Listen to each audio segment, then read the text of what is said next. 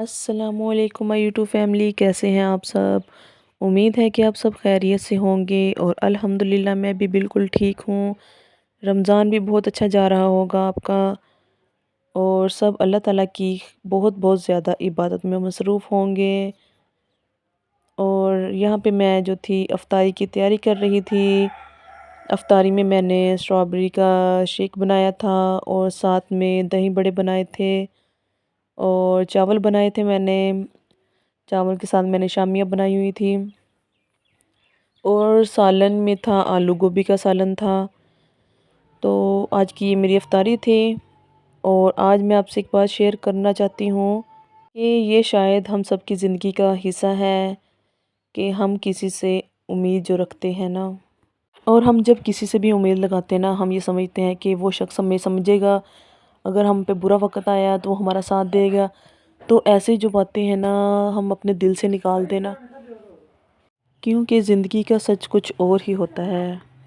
کبھی کبھی جن لوگوں سے ہم سب سے زیادہ امید رکھتے ہیں نا، وہی ہماری تکلیف کی وجہ بنتے ہیں، اور پھر انسان بعد میں سوچتا ہے کہ میں نے اس سے اتنی امید کیوں لگائی تھی۔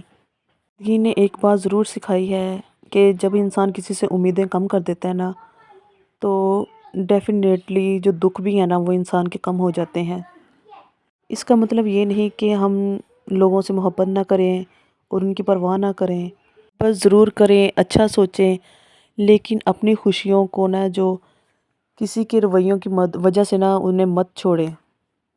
اصل سکون انسان کو نہ تب ملتا ہے جب انسان جو امیدیں ہیں نا صرف اپنے رب سے جوڑ لیتا ہے، اور اسے صرف اسی پہ بھروسہ ہوتا ہے، کیونکہ وقت بدل جاتا ہے، حالات بدل جاتے ہیں، لوگ بدل جاتے ہیں، لیکن رب اپنے بندے کو اکیلا کبھی نہیں چھوڑتے۔ اس لیے اگر کوئی آپ کی امیدوں پر پورا نہ اتر سکے تو آپ اداس کبھی مت ہوں۔ ہو سکتا ہے اللہ تعالیٰ آپ کو جو ہے وہ ایک سبق سکھا رہے ہوں، لوگوں کو پہچاننے کا، ان سے امیدیں رکھنے کا، اور اپنی زندگی میں جو ہے نا پازیٹیو سوچ کے ساتھ جئیں۔ پازیٹیو سوچ ہی انسان کو جو ہے نا وہ آگے لے کر چلتی ہے، اور اپنے رب پہ بھروسہ رکھیں، لوگوں سے امیدیں نہ لگائیں۔ آئی ہوپ کہ آپ کو آج کی میری ویڈیو اچھی لگی ہوگی۔ اگر آپ کو میری آج کی ویڈیو اچھی لگی ہے تو اسے لائک ضرور کریں، ایک اچھا سا کمنٹ کر دیں، اور جو نیو ہیں وہ چینل کو سبسکرائب بھی لازمی کیا کریں۔ تو انشاءاللہ آپ کی سپورٹ کے ذریعے ایک دن ضرور کامیاب ہوں گی، اور آپ کے ساتھ یوں ہی اچھی اچھی باتیں جو ہے نا شیئر کرتی رہوں گی۔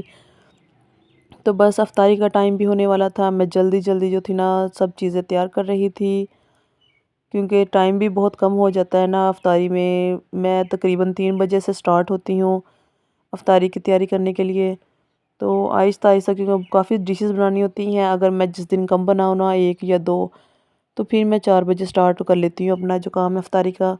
تو یہاں پہ جو ہے 3 بجے میں نے سٹارٹ کر دیا تھا، تو کیونکہ آج میں نے چاول بھی بنانے تھے، سالن بھی بنانا تھا، اور ساتھ میں دہی بڑے بنائے، تو بس یہ سب چیزیں بناتے بناتے نا کافی ٹائم لگ جاتا ہے۔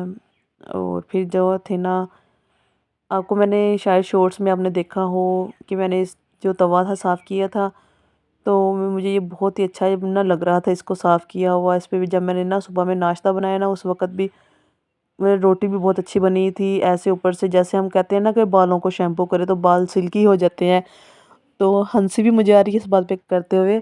تو نا جیسے ہی میں نے اس کو توے کو صاف کیا نا، اس کے اوپر روٹی ڈالی تو روٹی بھی ایسے لگ رہی تھی جیسے بہت سلکی ٹائپ نہیں ہو جاتا توا، تو بہت اچھا لگ رہا تھا۔ ایک انسان کی صحت کے لیے اچھا، اور اوپر سے صفائی جو ہمارا نصف ایمان ہے، اچھی لگ رہا تھا یہ سب۔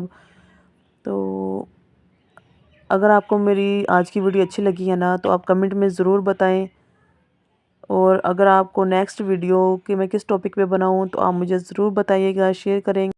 اور میں اپنی یوٹیوب فیملی کا بہت بہت تھینکس کرنا چاہتی ہوں، بہت سپورٹ کرتی ہے مجھے۔ الحمدللہ میرے 100 سبسکرائبر بھی ہو گئے ہیں۔ انشاءاللہ اس طرح سپورٹ کرتے رہے تو میں ایک دن ضرور کامیاب ہوں گی۔